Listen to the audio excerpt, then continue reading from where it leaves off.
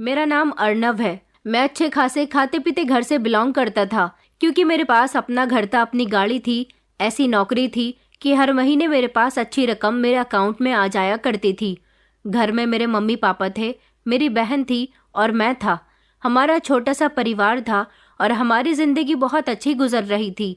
मेरी जिंदगी में कोई परेशानी नहीं थी। मेरे पापा मेरी शादी करवाना चाहते थे। वैसे तो शादी का शौक मेरी मम्मी को भी था, लेकिन मेरी मम्मी काफ़ी समय से मेरे लिए एक ऐसी लड़की की तलाश कर रही थी जो बहुत स्पेशल हो, जो लंबी हो, खूबसूरत हो, गोरी हो, अमीर परिवार की हो, पढ़ी लिखी ज़्यादा ना हो, मगर गृहस्थी को अच्छी तरह से संभालती हो। ऐसी लड़की मेरी मम्मी को अभी तक नहीं मिल रही थी। वो जहाँ भी जाती थी, लड़की देखने के लिए उसमें कोई ना कोई कमी निकालकर उसे रिजेक्ट कर दिया करती थी। मेरे पापा मम्मी की इन हरकतों से बहुत तंग आ गए थे। वो चाहते थे कि वो अपने जीते जी अपने बेटे की शादी देख ले, क्योंकि मेरे पापा हार्ट पेशेंट थे। उनकी तबीयत कभी भी खराब हो जाती थी। मम्मी इस बात को समझ नहीं पा रही थी। मेरी बहन अभी छोटी थी, पढ़ाई कर रही थी, इतनी भी छोटी नहीं थी, हाँ, लेकिन मुझसे उम्र में छोटी थी और जवान थी। मैं भी मानसिक तौर पर शादी के लिए तैयार था। मेरे पापा मुझसे बहुत प्यार करते थे। उन्होंने कई बार मुझसे मेरी मर्जी के बारे में पूछा था कि अगर तुम्हें कोई लड़की पसंद है तो हमें ज़रूर बताओ, मगर मैं ऐसा नहीं था। मुझे कोई लड़की पसंद नहीं थी। मम्मी हमेशा पापा को डांटा करती थी कि बेटे को बिगाड़ने में आपका पूरा पूरा हाथ रहेगा। मैं अपनी पसंद के मुताबिक बहू लेकर आऊंगी। अगर कभी बेटे ने मुझे अपनी पसंद बताई भी तो मैं उसकी मर्जी के मुताबिक उस लड़की को घर में नहीं लेकर आऊंगी। घर में वही लड़की आएगी जो मुझे पसंद होगी और जो मेरी मर्जी के मुताबिक चलेगी। लेकिन पापा माँ के जैसे नहीं थे। उन्होंने हमेशा मुझसे बहुत प्यार किया था, मुझसे बहुत नरमी से और गर्व से बात की थी। उनका कहना था कि मेरा बेटा सबसे अच्छा है। मेरी बहन जीविका भी मम्मी के जैसी ही थी। उसको भी छोटी छोटी चीज़ों में नुक्स निकालने की बहुत आदत थी, इसलिए पापा उसको ज़्यादा पसंद नहीं करते थे। मम्मी, मेरी बहन और मेरे पापा तीनों की ही सोच बहुत अलग थी। पापा मम्मी से कहते थे कि तुम दूसरों की बेटियों में इतनी कमियां निकालती हो, तुम्हें शर्म नहीं आती? ये सोचो, हमारी बेटी भी जवान हो रही है। हमारी बेटी के रिश्ते वाले जब उसे देखने आया करेंगे और उसमें कोई कमी निकालेंगे तो तुम्हें कैसा लगेगा? मम्मी पापा की बातों को ज़्यादा सीरियस नहीं लेती थी। उन्हें तो वही सब करना होता था जैसा उनको ठीक लगता था। पापा चाहते थे कि घर में बहू ऐसी आए जो बहुत बेहतरीन हो। मम्मी तो मेरे लिए अभी तक किसी भी लड़की को फाइनल नहीं कर पा रही थी। पापा को लगता था कि उनके बेटे की उम्र निकली जा रही है। जब वो बेटे की शादी से फ्री हो जाएं तो उसके बाद बेटी की शादी के बारे में भी सोचें। पापा मम्मी की हरकतों से तंग आ गए थे। एक दिन वो अपने एक दोस्त के घर गए थे। वहाँ उन्हें मेरे पापा के दोस्त की भांजी पसंद आ गई थी। उसका नाम मेघा था। वो मेरे पापा की सारी ख्वाहिशों पर खरी उतरी थी। वो भोली भाली, मासूम, सादगी से भरपूर और सुंदर लड़की थी। पापा ने अपने दोस्त से उनकी भांजी के बारे में बात की थी और कहा था कि मैं इस लड़की के लिए अपने बेटे का रिश्ता लेकर आना चाहता हूँ। पापा ने वहीं पर खामोशी से मेघा का फोटो खींच लिया था और वो फोटो लाकर जब उन्होंने घर में मेरी मम्मी और बहन को दिखाया तो उन दोनों के मुंह बन गए थे, क्योंकि वो लड़की बहुत सुंदर थी। मगर जब मम्मी को ये पता चला कि लड़की अच्छे परिवार से बिलोंग करती है तो मम्मी ने इस बात का अंदाज़ा लगा लिया कि ये लड़की घर का कोई काम काज नहीं करती होगी।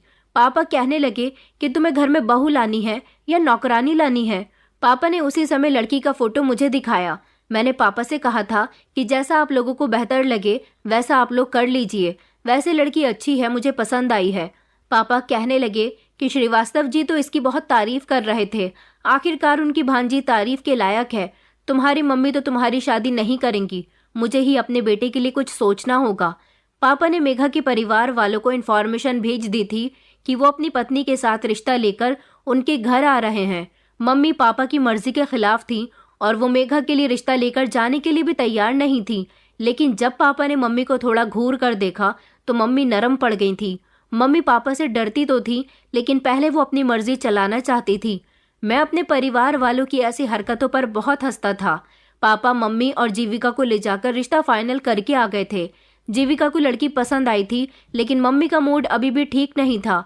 मम्मी को लगता था कि इस लड़की से भी ज़्यादा बेहतर रिश्ता उनको अपने बेटे के लिए मिल सकता था। मेघा एक अच्छी लड़की थी। उसकी एक छोटी बहन सुनैना भी थी। मेघा का परिवार छोटा सा था, मगर वो बहुत मोहब्बत करने वाले लोग थे। मेरे पापा ने तो फौरन इस रिश्ते के लिए हाँ कर दी थी। उन लोगों को भी हमारा घर बार अच्छा लगा था। वो लोग मिडिल क्लास लोग थे, लेकिन हमसे ऊपर नहीं थे। मेरी मम्मी को कभी भी नौकरों के हाथ का खाना या उनके हाथ के कामकाज पसंद नहीं आते थे, इसलिए मेरी मम्मी ने कभी भी घर में नौकर नहीं रखे थे। वो सारे ही काम खुद किया करती थी। उनका मानना यही था कि घर के जो काम घर के मेंबर कर लेते हैं वो नौकर नहीं करते। नौकर तो पैसों के लालच में घर के काम करते हैं, लेकिन घर की औरतें घर गृहस्थी को अच्छी तरह से संभालने के, उसका ख्याल रखने के लिए ही घर का कामकाज करती हैं। मैंने आपसे पहले भी कहा है कि मेरी मम्मी की सोच बहुत अलग थी। उनकी ऐसी सोच इसलिए थी क्योंकि वो गांव से बिलोंग करती थी, इसीलिए पुराने ख्यालात वाली थी। मेरे पापा शुरू से ही शहर में रहे थे। मेरी दादी ने मेरी मम्मी को पसंद किया था। गांव की औरत शहर में आकर बस गई थी, मगर उनकी सोच गांव के जैसी ही थी। मैं ये नहीं कहता कि गांव के लोगों की सोच अच्छी नहीं होती या फिर मेरी माँ के जैसी होती है। मेरा मतलब यह है कि गांव के लोगों की सोच थोड़ी पुरानी होती है, लेकिन वक्त के साथ साथ वो लोग अपनी सोच को बदल लेते हैं। मेरी माँ एक ऐसी औरत थी जिनकी सोच बिल्कुल हर इंसान से हटकर थी। उनको तो शायद कभी मैं भी समझ नहीं पाया था।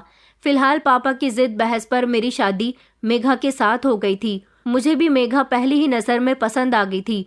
मेरी अरेंज मैरिज थी, लेकिन 2 दिन के अंदर ही मेरी शादी लव मैरिज में बदल गई थी। मेघा और मुझे, हम दोनों को ही एक दूसरे से ऐसी मोहब्बत हो गई थी जैसे हम हमेशा से एक दूसरे के लिए बने हों। जिंदगी खुशगवार लगने लगी थी।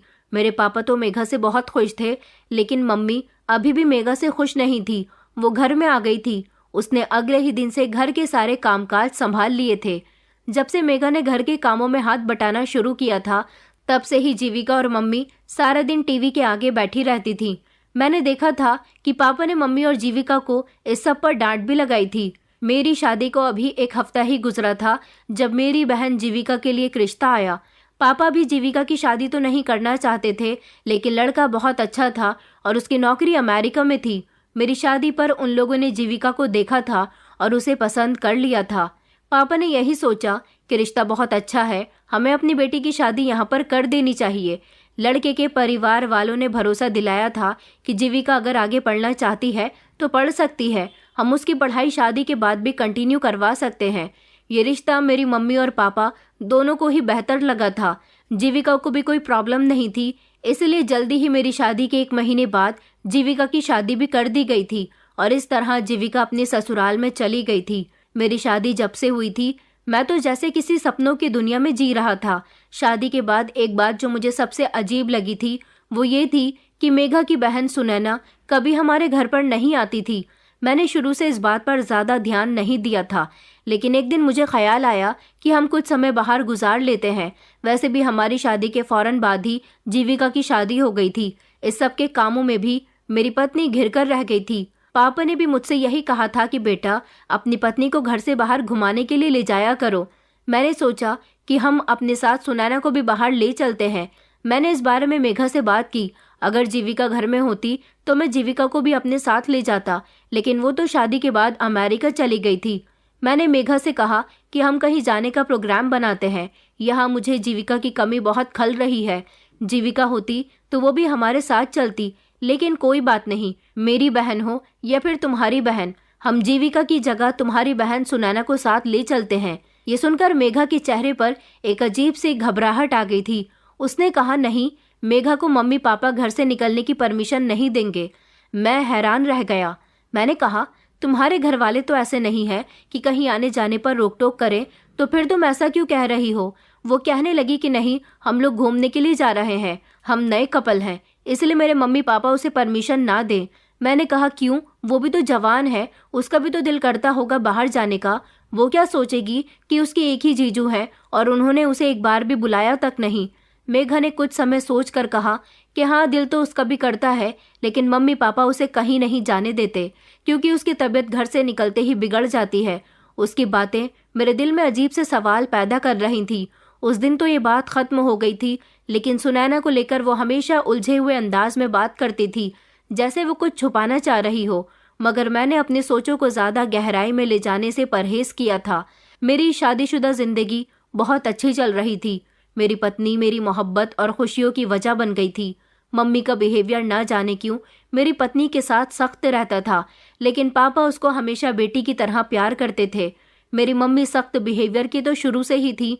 ये बात मैंने पहले ही मेघा को बता दी थी कि वो मेरी मम्मी की किसी भी बात का बुरा ना माना करे। वो भले ही कड़क बिहेवियर की हैं, लेकिन दिल की बहुत अच्छी हैं। उसने कहा था कि आप फिक्र न करें, मुझे अपने घर के सदस्यों का दिल कैसे जीतना है यह मैं अच्छी तरह से जानती हूँ। मेरी पत्नी घर के सारे कामकाज किया करती थी। मैंने मम्मी को तो कई बार समझाने की कोशिश की थी, मम्मी मेघा बहुत अच्छी लड़की है, लेकिन मम्मी का कहना था कि तुम्हारी पत्नी चाहे जितनी अच्छी हो, मेरा एक ही बेटा है। मेरी ख्वाहिश थी कि मैं अपने बेटे की शादी अपनी मर्जी के मुताबिक करूं, मगर तुम्हारे पापा ने यहाँ भी अपनी चलाई और मेरी ये ख्वाहिश पूरी न होने दी। पापा मम्मी की बात पर मुझसे कहते थे कि बेटा, अपनी मम्मी की बातों पर ध्यान मत दिया करो, तुम अपनी पत्नी के साथ खुश रहो। मेरी मम्मी थी ही ऐसी, इसीलिए मैं उनकी बातों पर ज्यादा ध्यान नहीं देता था। मेरी जिंदगी अपनी पत्नी के साथ अच्छी चल रही थी। कुछ दिन इसी तरह से गुजर गए थे। एक शाम मेघा कुछ परेशान सी लग रही थी। मैंने वजह पूछी तो उसने टाल दिया, लेकिन उसके चेहरे पर कुछ ऐसा था जो जाहिर कर रहा था कि वो परेशान है।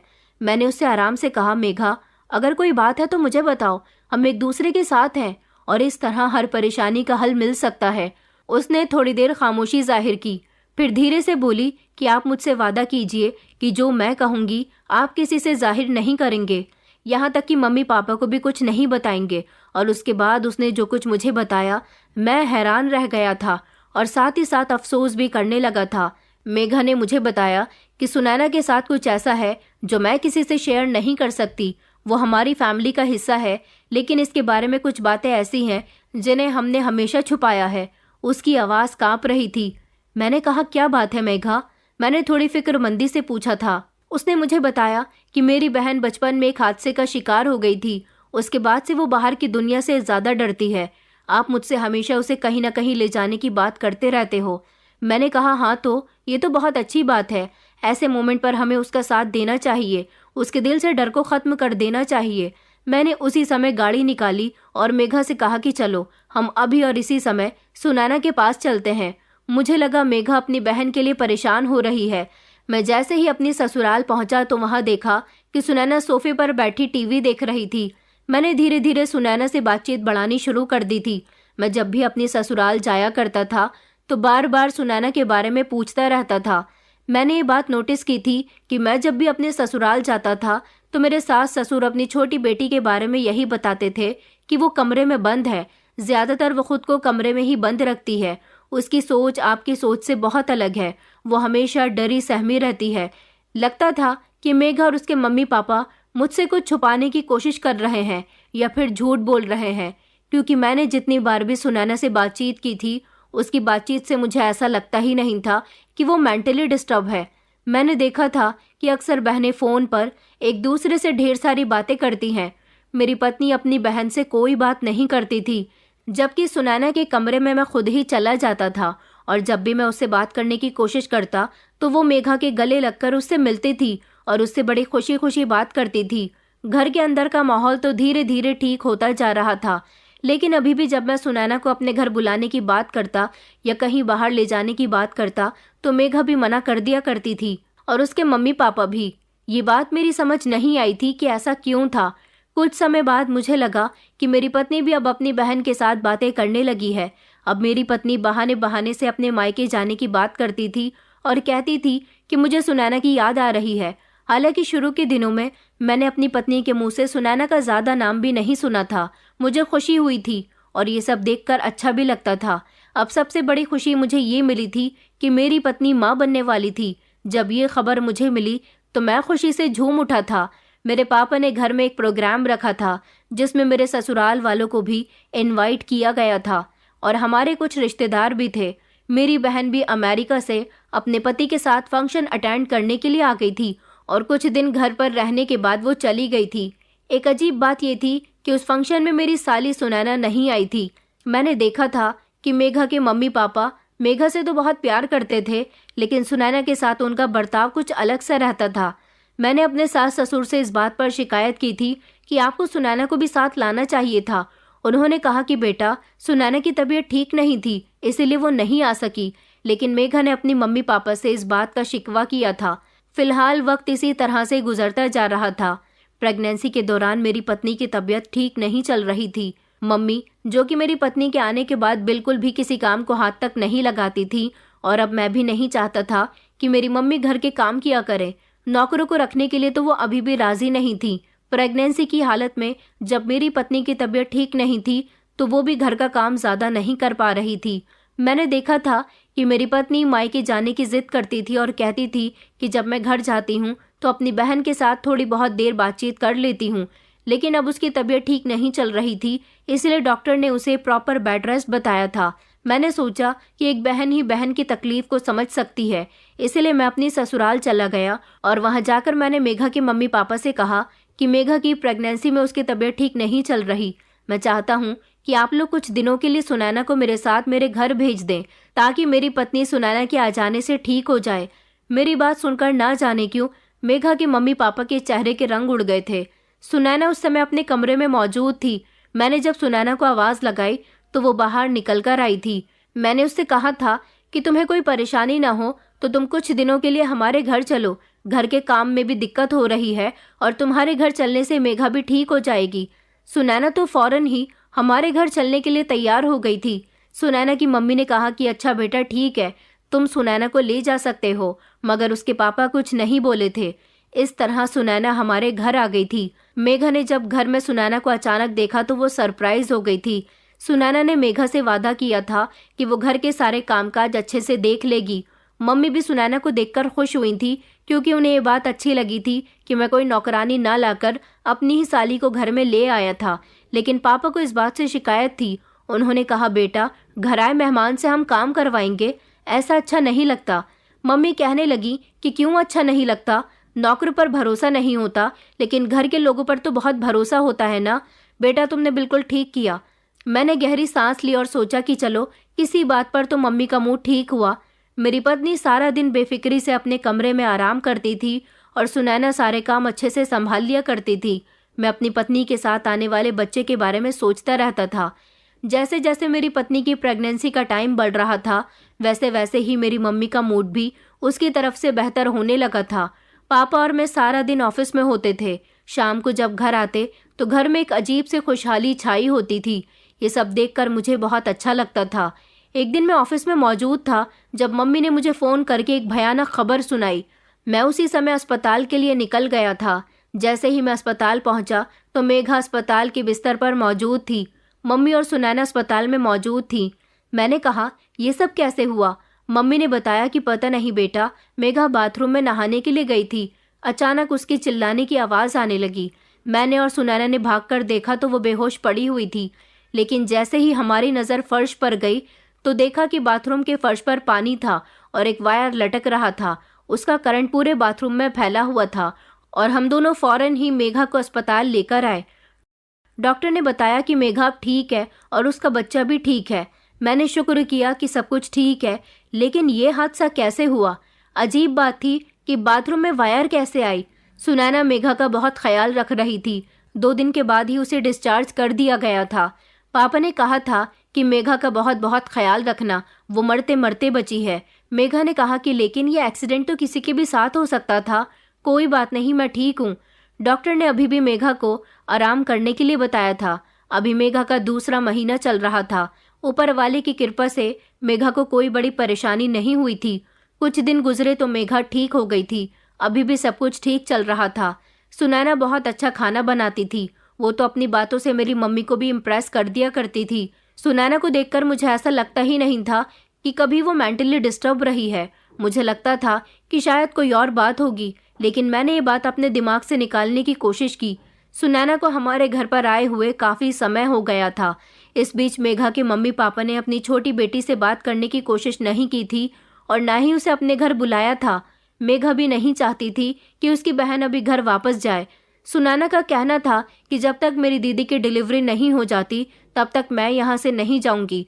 मुझे खुशी थी कि वो हम सब लोगों का बहुत ख्याल रख रही थी। कुछ दिनों बाद एक और हादसा मेरी पत्नी के साथ हुआ। वो खाना खाने के बाद अपने कमरे में आराम करने के लिए गई थी। मामूली सी गर्मी थी, इसलिए उसने फ़ैन का स्विच ऑन किया और वो बिस्तर पर सोने के लिए लेट गई थी। थोड़ी देर तक फ़ैन चलता रहा और उसके बाद अचानक छत से नीचे गिर पड़ा। ये तो अच्छा हुआ कि फ़ैन गिरने से पहले ही उस पर मेघा की नज़र चली गई थी। वो फौरन ही बिस्तर से उतर गई और पंखा छत से बेड पर आ गिरा था। मेघा अगर बिस्तर पर मौजूद होती तो उसे काफ़ी नुकसान पहुंच सकता था। जब मैं घर आया तो इस हादसे के बारे में मुझे सुनैना ने बताया। इस हादसे से मेघा बहुत डरी हुई थी और वो रो रही थी। मेरी समझ नहीं आ रहा था कि आखिर ये सब क्यों और कैसे हो रहा है। मैं बहुत परेशान बैठा हुआ था जब सुनैना मेरे लिए चाय लेकर आई और मेरे सामने आकर बैठ गई।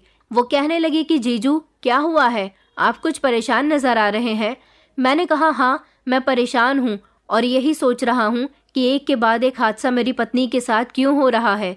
सुनैना कहने लगी कि जीजू बुरा मत मानना, मुझे तो ऐसा लगता है कि दीदी के साथ ये कोई हादसा नहीं बल्कि कोई जानबूझकर उसको नुकसान पहुंचाना चाहता है। मैंने झट से उसकी तरफ देखा तो वो घबरा गई। कहने लगी कि मेरा वो मतलब नहीं है, बस मुझे आपकी मम्मी का बर्ताव मेरी दीदी की तरफ से ठीक नहीं लगता। वो उनसे कुछ उखड़ी उखड़ी सी रहती हैं, ठीक से बात भी नहीं करती। मेरी खामोशी पर वो खामोश हो गई थी, लेकिन सुनैना की बात ने मेरे दिमाग में शक पैदा कर दिया था। मैं उसी समय मम्मी के कमरे में गया और मैंने मम्मी से कहा, मम्मी मुझे आपसे ऐसी उम्मीद नहीं थी, आपने मेरी पत्नी पर जानलेवा हमला करने की कोशिश की है। मेरी बात सुनकर मम्मी कहने लगी, बेटा तुम पागल हो गए हो क्या, मैं क्यों तुम्हारी पत्नी पर जानलेवा हमला करने की कोशिश करूंगी। मैंने कहा गलती सारी मेरी थी जो मैं आपकी नफरत मिटाने की कोशिश करने लगा। आपको तो शुरू से ही मेघा पसंद नहीं है, मेघा आपको पसंद नहीं है, आप शुरू से ही उसे एक्सेप्ट नहीं कर पाई हो, लेकिन अब जो आप कर रही हो ये बिल्कुल भी ठीक नहीं है। मम्मी मुझे चौंक कर देखने लगी, कहने लगी कि बेटा उसके साथ हादसे हो रहे हैं, तुम इसका जिम्मेदार मुझे क्यों ठहरा रहे हो। मैंने कहा यह हादसे नहीं बल्कि हमला है जो आप कर रही हो मेरी पत्नी पर, लेकिन मैं ये सब बर्दाश्त नहीं करूंगा। मेरी पत्नी माँ बनने वाली है, उसके और उसके बच्चे की जान को आपसे खतरा है।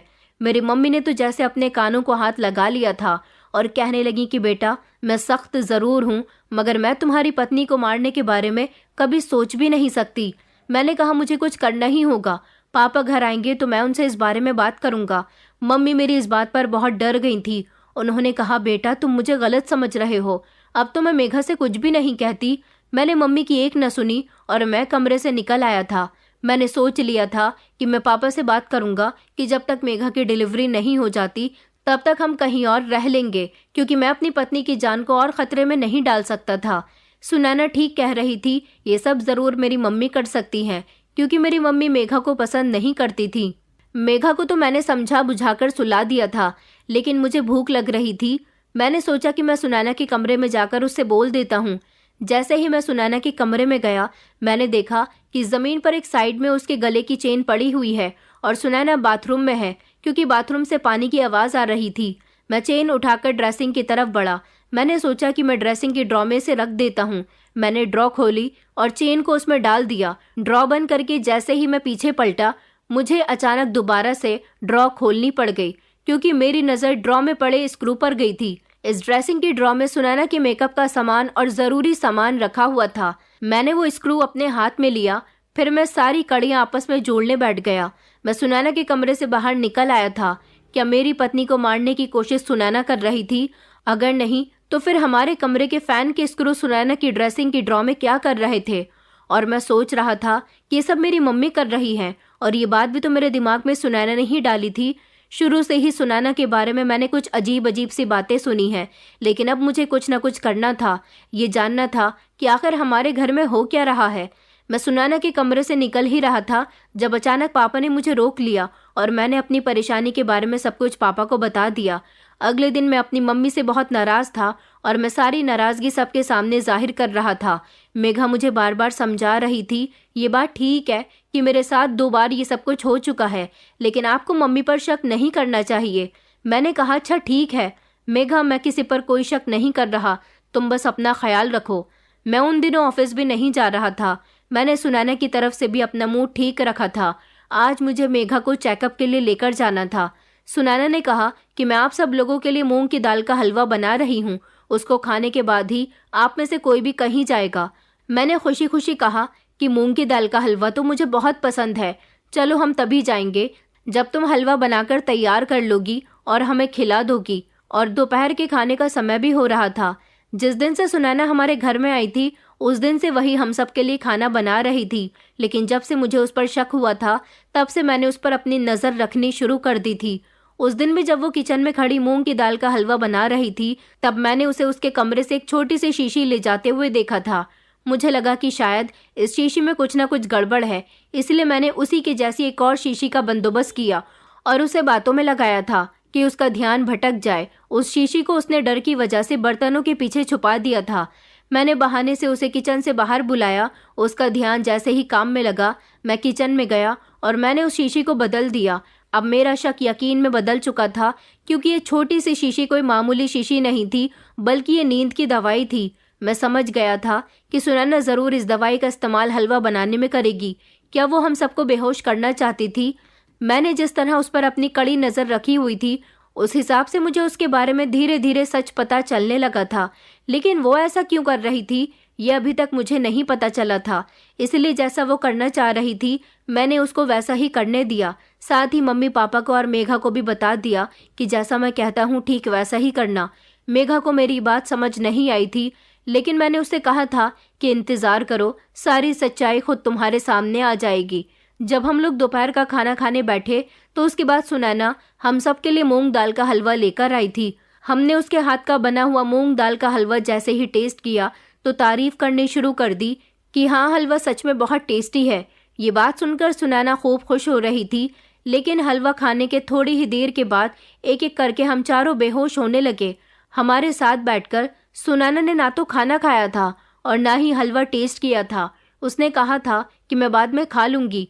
हम लोग टेबल पर ही गिर गए थे ताकि सुनैना को ऐसा लगे जैसे हम उसका हलवा खाने के बाद बेहोश हो चुके हैं। पहले तो सुनैना ने हम चारों को एक एक करके चेक किया कि हम बेहोश हो गए हैं या नहीं, लेकिन उसके बाद वो हमारे करीब खड़े होकर जोर जोर से हंसने लगी। वो मेघा के करीब गई और कहने लगी कि मेघा, आज मेरा मकसद पूरा हो गया। आज मैं बहुत खुश हूँ। आज मैं तुम्हें जान से मारने वाली हूँ। तुम मेरी बहन हो, मेरी दीदी। मैं तुम्हें तकलीफ नहीं देना चाहती थी, इसीलिए सबसे पहले मैंने तुम्हें बेहोश किया। मेरे यहाँ आने का मकसद पूरा हो गया। वो अपने आप ही पागलों की तरह जोर जोर से हंस रही थी। साथ ही साथ उसने ये भी कहा कि मुझे तुम्हारे ससुराल वालों से कोई मतलब नहीं था, लेकिन तुम्हें मारने के लिए मेरा यहाँ तक पहुँचना और इन लोगों को बेहोश करना बहुत ज़रूरी है। उसी समय उसने टेबल पर रखा चाकू उठाया और वो मेघा को मारने ही वाली थी जब पीछे से मैंने उसका हाथ पकड़ लिया और उसके बाद एक एक करके सब लोग होश में आ गए। हम लोग बेहोश नहीं हुए थे, सिर्फ बेहोश होने की एक्टिंग कर रहे थे।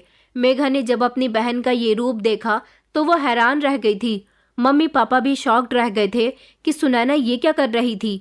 मैंने उसके दोनों हाथ पीछे की तरफ काबू किए और कहा कि बताओ, तुम मेरी पत्नी को क्यों मारना चाहती हो। वो कहने लगी कि तुम लोग होश में कैसे आ गए। इस समय मेरी मम्मी जोर जोर से हंसने लगी और कहने लगी कि हम बेहोश हुए ही कब थे। तुम तो बहुत चालाक लड़की निकली।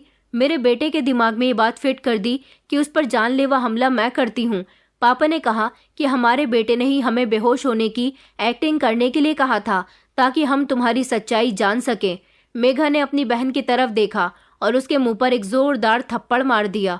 उसने कहा, सुनैना, मुझे तो यकीन ही नहीं आ रहा और तुम कभी नहीं सुधर सकती। मुझे लगा था कि तुम सुधर जाओगी, लेकिन तुमने मुझे मारने के बारे में कैसे सोचा। मैं तुम्हारी बहन हूँ। मैंने हमेशा तुम्हारा साथ दिया, हमेशा तुम्हारी फीलिंग्स को समझा। आज मुझे इस बात का एहसास हो रहा है कि मम्मी पापा तुम्हारे साथ जो करते थे वो बिल्कुल ठीक किया करते थे। मैं अभी भी समझ नहीं पाया था कि मेघा क्या बात कर रही थी। सुनैना ने कहा कि हाँ, मैं तुम्हें मारना चाहती हूँ क्योंकि तुम्हारी वजह से ही मेरे घर में मेरी कोई इज्जत नहीं थी। मैं अगर लड़कों से बात करती थी तो ये मेरा शौक था। तुम अगर सीधी सादी और संस्कारी हो तो इसमें मेरा क्या कसूर है। मम्मी पापा हमेशा मुझे तुमसे कंपेयर किया करते थे। हमेशा कहते थे कि मेघा को देखो कितनी अच्छी है, कितना अच्छा खाना बनाती है, घर से बाहर भी नहीं निकलती, कितनी शरीफ है, कितनी संस्कारी है। मगर मेरी सोच तुमसे बिल्कुल अलग थी। मम्मी पापा ने ये कभी क्यों नहीं समझा कि 5 उंगलियां बराबर नहीं होती। तुम अच्छी थी, तुम शरीफ थी, तो इसका मतलब ये नहीं कि वो हर बात में मुझे नीचा दिखाते, बार बार तुमसे कंपेयर करते। उन्होंने कभी ये नहीं सोचा कि मैं भी तो उनकी बेटी हूँ। उन्हें अगर मेरे अफेयर्स के बारे में पता चल गया तो इसका मतलब ये नहीं कि वो मुझे कमरे में जानवरों की तरह कैद करके रखे। यहाँ तक कि उन्होंने मुझे अपने जीजू के सामने आने से भी मना किया था।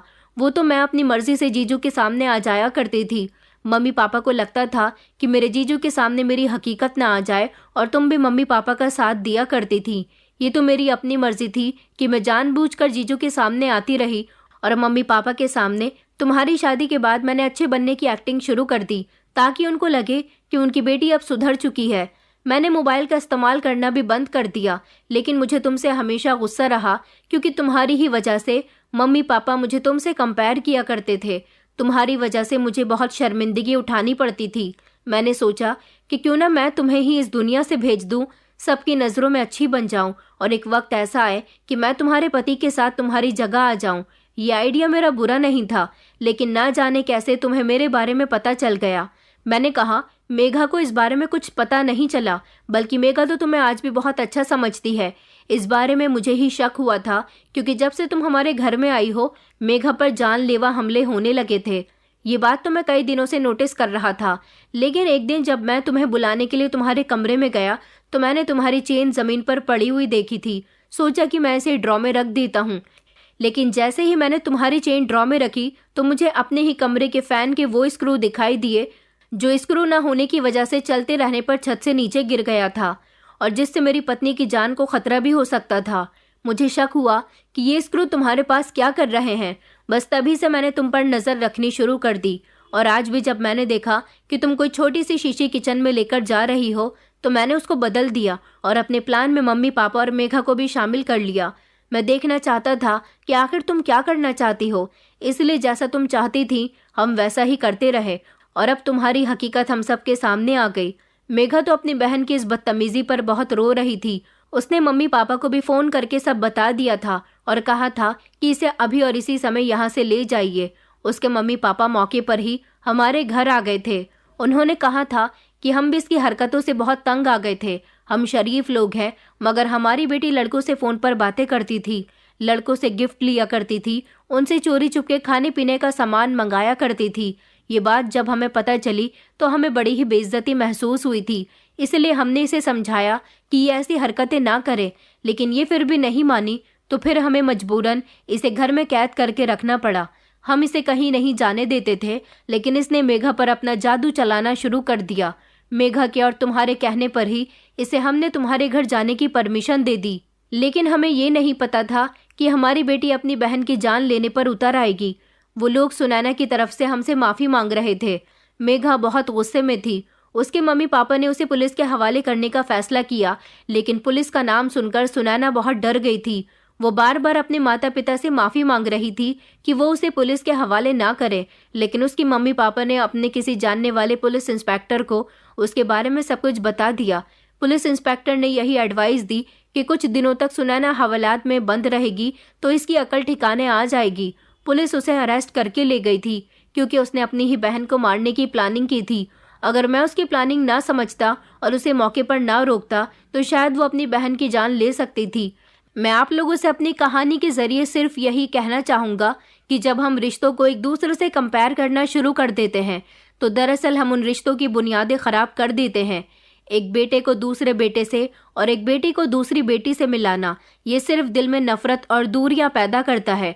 अगर हम ये सोचने लगे कि वो ऐसी है और तुम ऐसी क्यों नहीं हो, ये देखो उसने कितना अच्छा काम किया मगर तुम उसके जैसे काम नहीं करती, तो ये नापसंद और एक तरह से बुरे कमेंट करने वाला अंदाज है।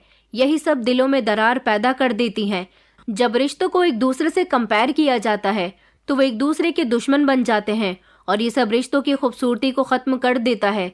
इसलिए हमेशा हमें याद रखना चाहिए कि परिवार के हर एक मेंबर का अपना एक अलग रोल होता है। हमें एक दूसरे की कमी निकालने के बजाय एक दूसरे को इज्जत देनी चाहिए, क्योंकि इंसान का दिमाग उन्हें रिश्तेदारों के जरिए सुकून और मोहब्बत की तलाश में रहता है। रिश्ता इंसान के एहसास, जज्बात और संबंध का एक बुना जाल होता है।